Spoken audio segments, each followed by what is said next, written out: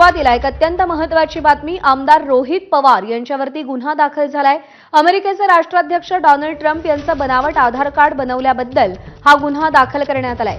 माहिती तंत्रज्ञान कायद्याअंतर्गत दक्षिण प्रादेशिक सायबर पोलीस ठाण्यात रोहित पवार यांच्या विरोधात गुन्ह्याची नोंद झाली आहे. भाजपच्या सोशल मीडिया समन्वयकाच्या तक्रारीवर हा गुन्हा दाखल करण्यात आलेला आहे.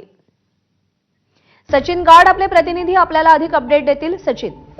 प्रज्ञा, मध्यंतरी रोहित पवार यांनी जाहीर पत्रकार परिषदेत बनावट कागदपत्राच्या आधारावरती अमेरिकेचे राष्ट्राध्यक्ष डोनाल्ड ट्रम्प यांचं एक बनावट आधार कार्ड बनवलेलं होतं आणि त्यामुळे मोठा वादंग निर्माण झाला होता. आणि आता याच प्रकरणी भाजपच्या सोशल मीडिया समन्वयकाच्या तक्रारीवरती गुन्हा दाखल झालेला आहे. विशेष म्हणजे रोहित पवारांनी पत्रकार परिषद घेऊन हा सगळा गोंगळ कारभार हा उघड केला होता आणि त्याच संदर्भात त्यांच्यावरती गुन्हा दाखल झाल्यामुळे नव्या राजकीय वादाला तोंड फुटण्याची शक्यता आहे. प्रज्ञा. सचिन, धन्यवाद दिलेल्या माहितीसाठी.